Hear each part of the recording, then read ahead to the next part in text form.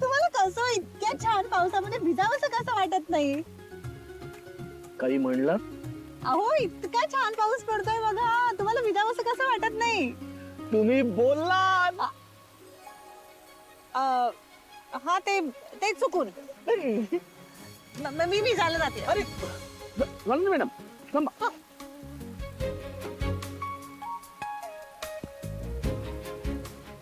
नाही नाही नाही नाही, तुम्ही चुकून नाही केलं ते. तुमचा अबोला संपला, तुम्ही पैस हारलात. सानंदी मॅडम थँक्यू. पावसा भावा, तुझ्यामुळे माझ्या बायकोचा अबोला वाहून गेला. थँक्यू.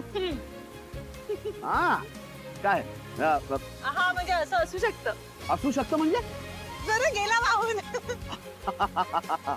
बघा मी तुम्हाला म्हटलं होतं, त्याच्यासाठीच मी तुम्हाला इकडे घेऊन आलो की तुमचा अबोला याच्यात वाहून जाऊ दे.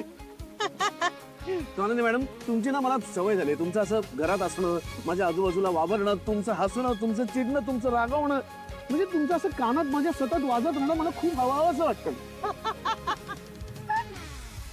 काय म्हणाला? असं कानात वाजत राहणं मला खूप हवाहवंसं वाटतं.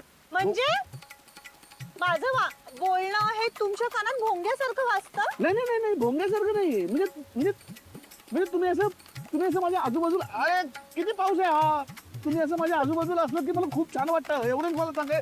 काय करताय तुम्ही? मला भोंगा म्हणाला काय? ना, त्याच छत्री. नाही नाही, छत्री नका घेऊ. मला छत्री नका घेऊ, मला सर्दी होईल. पावसात मी भिजलो तर मला अहो, सर्दी होईल. भिजा ना थोडं. नको नको नको. मग मी काढा करून देईन.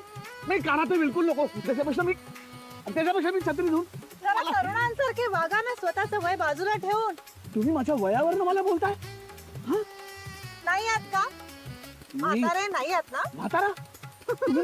तुम्ही मला म्हातारा म्हटलं स्वामीजी मॅडम? तुम्ही नसाल तर प्रूव्ह करा. काय? पिटून दाखवा. नाही नाही, तेवढं सोडून काही बोला तुम्ही. मला भिजायचं नाहीये. मी धरते छत्री तुमच्या डोक्यावर. तुम्ही नीट पकडणार?